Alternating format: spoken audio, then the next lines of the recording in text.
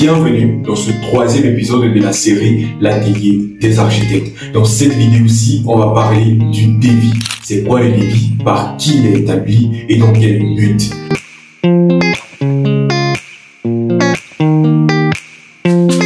Donc, avant de commencer, on va déjà définir le devis. Le devis, c'est un document qui est établi par un prestataire de service à l'intention d'un potentiel client afin de lui présenter ce service-là. Dans ces différentes présentations de services, on peut noter les différentes quantités d'ouvrages nécessaires pour réaliser le dit service, le prix nécessaire pour réaliser le service et un tas d'autres choses que nous allons voir par la suite.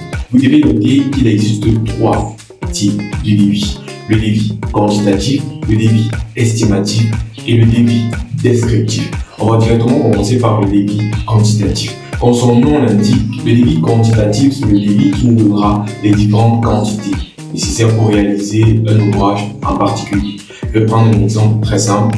Disons que vous avez à réaliser une maison. Ça peut être un plombier, ce que vous voulez. Alors vous savez que vous aurez besoin potentiellement de parpaing, de ciment, de sable, de gravier, de bois également. Alors, vous devez connaître déjà les préliminaires. Je m'apprête à vous donner quelque chose que la plupart des gens qui font des devis chaque jour dans le génie civil savent.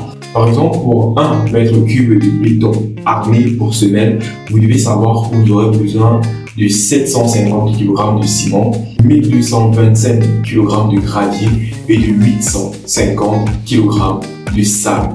Alors, une fois que vous savez tout ça, vous êtes capable de dire les quantités exactes de sable, de ciment et de gravier dont vous aurez besoin.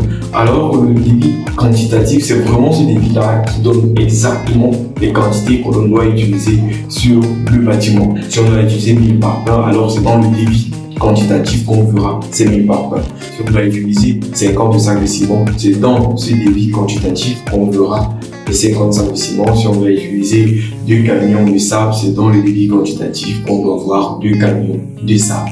Alors, passons de suite au devis estimatif.